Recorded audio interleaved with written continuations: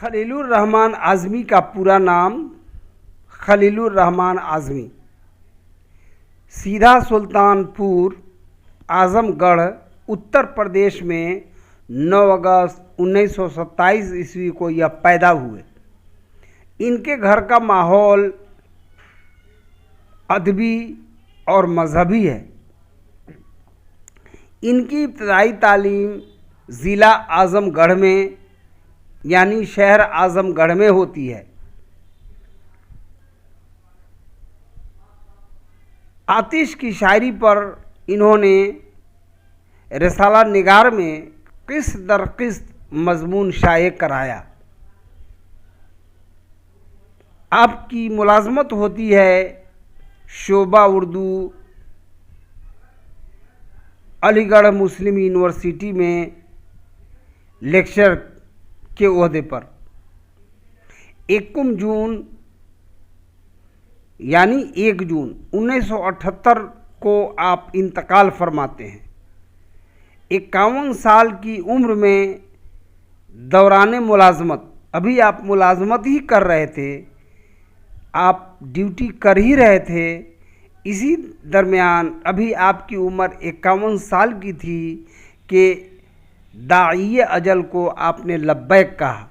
इस दुनिया से आपने कूच किया।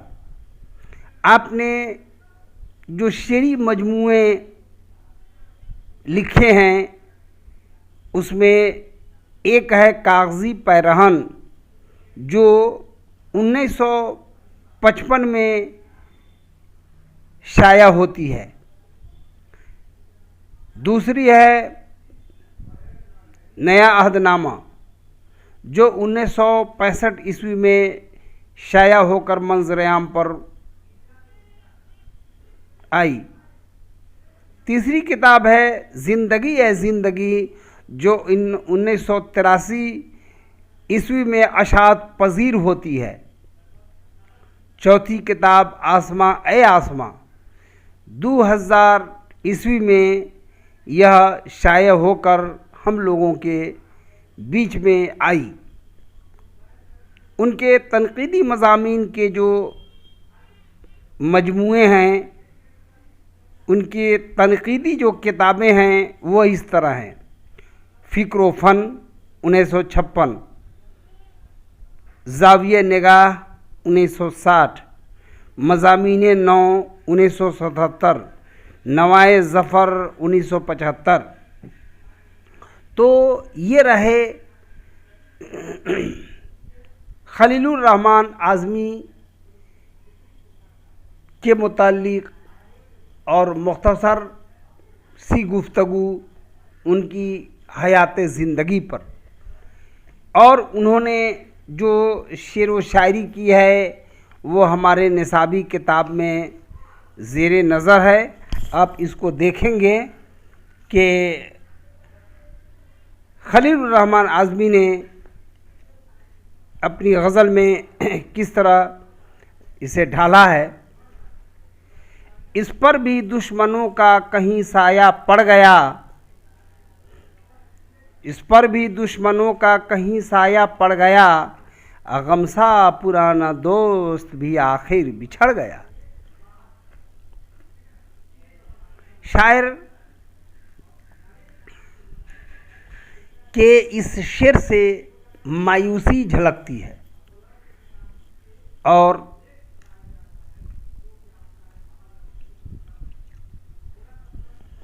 अपने पुराना दोस्त गम के बारे में वो कहते हैं। गम को वो अपना पुराना दोस्त मानते हैं और ये कह रहे हैं कि ये गम जो मेरा साथी था और बराबर मेरा शरीक था, इस पर भी दुश्मनों का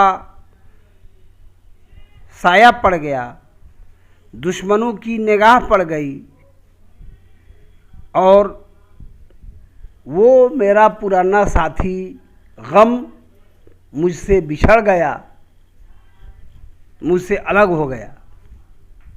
दूसरा शेर देखिएगा, जी चाहता तो बैठते यादों की छाँव में, जी चाहता तो बैठते यादों की छाँव में, ऐसा घना दरख्त भी जड़ से उखड़ गया। यानी कि वह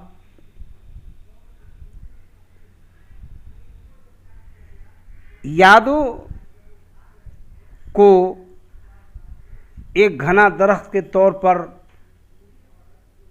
मानते हैं, यादों को घना दरख्त से ताबीर करते हैं और वो बताते हैं कि अगर मेरा जी चाहता तो मैं उसके छाँव में, उसके साए में जाके बैठता, दम लेता, आराम करता, लेकिन ऐसा घना दरख्त भी जो है जड़ से उखड़ गया। यानी बड़ी मायूसी शायर की इस शेर से झलक रही है। तीसरा शेर देखिएगा, बस इतनी बात थी कि अयादत को आए लोग, बस इतनी बात थी कि अयादत को आए लोग, दिल के हर एक जख्म का टाँका उधड़ गया। यानी कि इयादत इंसान करता है कब, जब कोई बीमार होता है। तो शायर देखिए शेर कितना उम्दा बता रहा है कि शायर को कहीं चोट लगी और फूट गया तो वह डॉक्टर से जाके टाँका दिलवाया और लोगों को मालूम हुआ तो लोग इयादत के लिए आए, लेकिन उसके ज़ख्म का जो टाँका था लोग के इयादत के आने के बाद वो जो है उधड़ गया। ये बड़े इशारे में बड़ी कीमती बात शायरी हमको कहना चाह रहे हैं। यानी कि आज के ज़माने में इंसान की जो एक दूसरे के साथ मामलात है उसको आप पेश कर रहे हैं। यारों ने, और ये शेर देखिएगा, यारों ने खूब जाके ज़माने से सुलह की, यारों ने जाके खूब ज़माने से सुलह की, यारों ने खूब जाके ज़माने से सुलह की, अब मैं ऐसा बददिमाग यहाँ भी पिछड़ गया। यारों ने खूब जाके ज़माने से सुलह की, मैं ऐसा बददिमाग यहाँ भी पिछड़ गया। शायर इस शेर में अपने कमाएगी को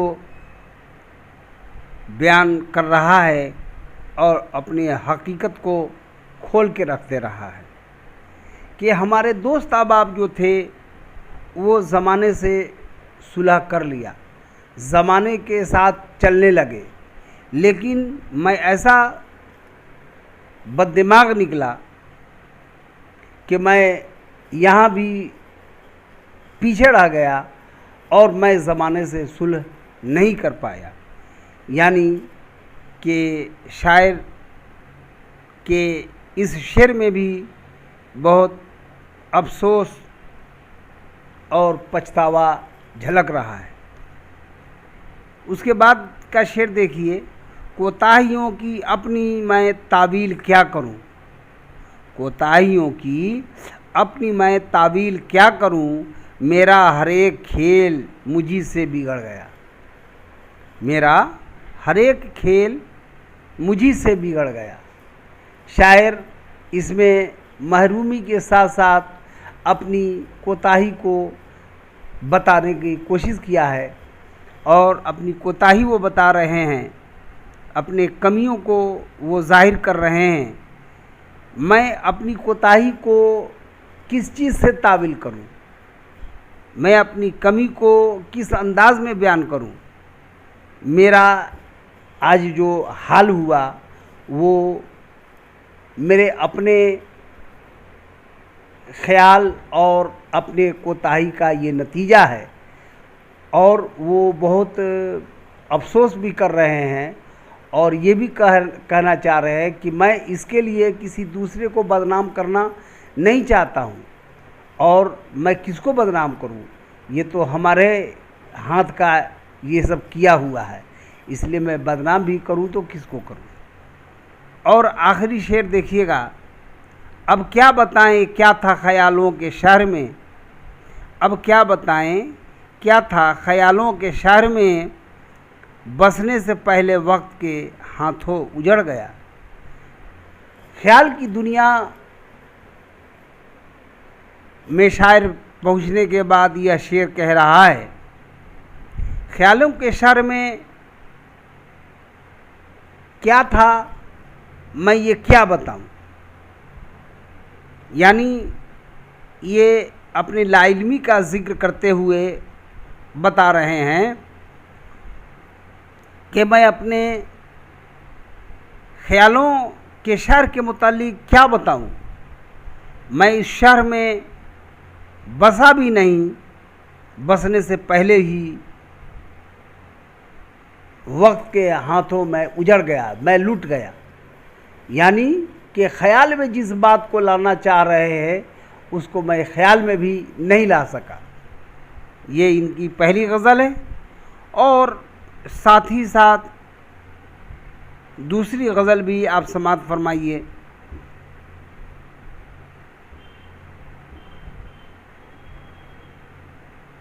हम बांसुरी पर मौत की गाते रहे नगमा तेरा, ए ज़िंदगी रुतबा रहे बाला तेरा। खलीलुर रहमान आज़मी इस शेर में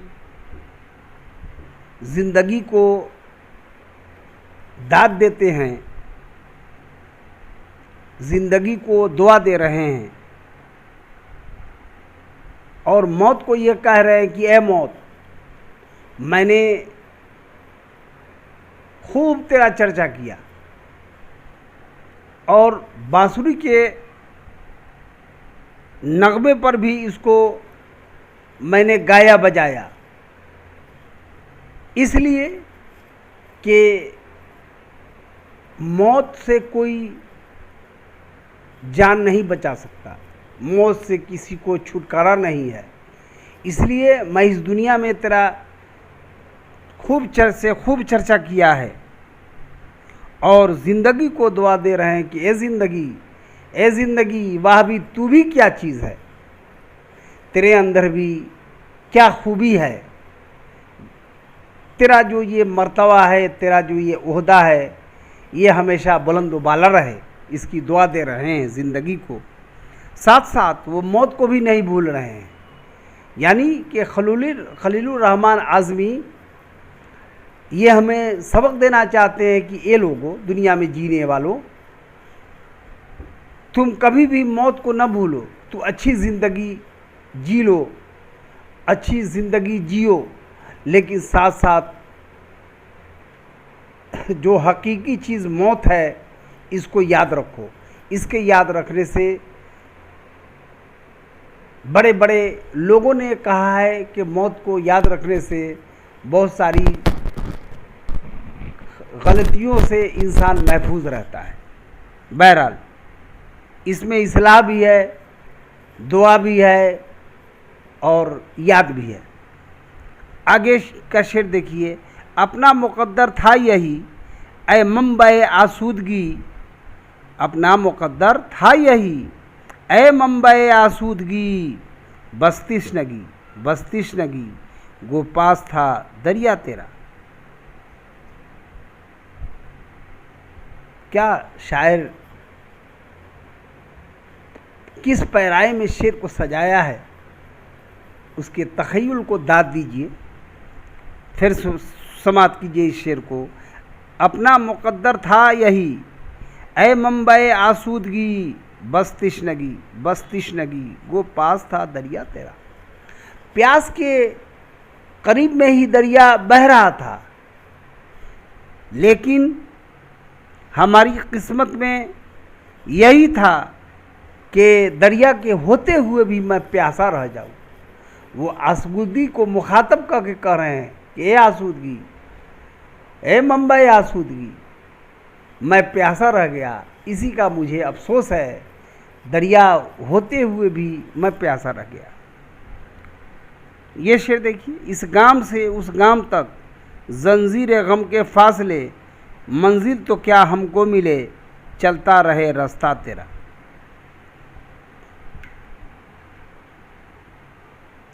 शायर यहाँ भी गम का जिक्र कर रहा है और अपनी ज़िंदगी में वो गम को शरीक ज़िंदगी मानते हुए ये कहना चाह रहे हैं कि यहाँ से वहाँ तक, इस जगह से उस जगह तक,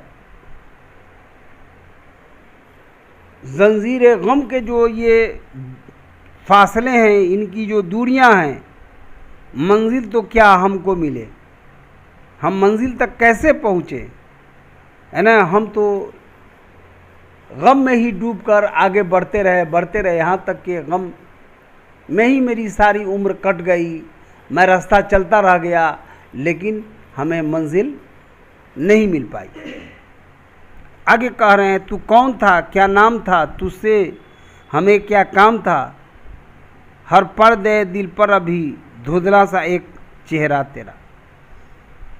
शायर कि इस शेर में अगर महबूब की तरफ इशारा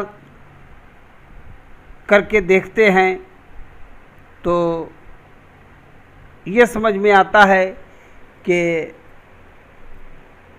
शायर अपने महबूब को समझने से इनकार करता हुआ नज़र आ रहा है।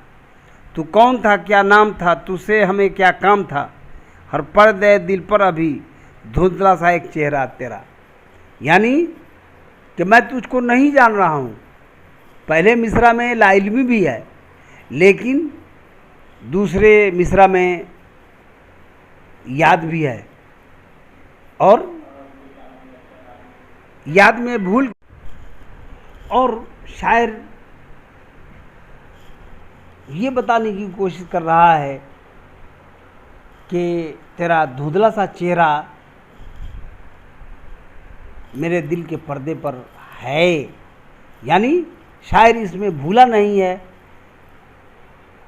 इसको कबूल कर रहा है। लेकिन इस शेर से ये भी अंदाज़ा लगता है कि शायर अपने गम में निढाल होकर दुनिया की यादों को अब भूलने के करीब पहुंच चुका है। ये बेबसी भी शायर की जाहिर हो रही है। और आखिरी शेर देखिएगा, सूरज गो ना मेहरबां है सर पे नीला आसमां, ए आसमां दायम रहे साया तेरा। सूरज है वो ना मेहरबां, यानी ये शायर कहना चाह रहा है कि दुनिया के अगर लोग हम पर ना मेहरबान हैं, लेकिन नीला साइबान है, ऊपर नीला साइबान है, दुनिया ना मेहरबान है, कोई बात नहीं है, मैं लेकिन जो है नीला आसमान है जो साइबान का काम कर रहा है। और इस आसमां से इशारा खुदा की कुदरत की तरफ भी है। ए मेरे परवरदिगार, दुनिया ना मेहरबान रहे कोई बात नहीं है, लेकिन तेरी मेहरबानी हमारे साथ रहना चाहिए। तेरी मेहरबानी अगर साथ रहेगी तो दुनिया मेरा कुछ बिगाड़ नहीं सकेगी, और दुनिया की मंजिलों से मैं शादगाम होकर चलाऊँगा, कामयाब होकर रहूँगा। तू हम पर मेहरबानी फरमाता रह। अब मैं फिर दूसरे क्लास में आपसे मुलाकात करूँगा।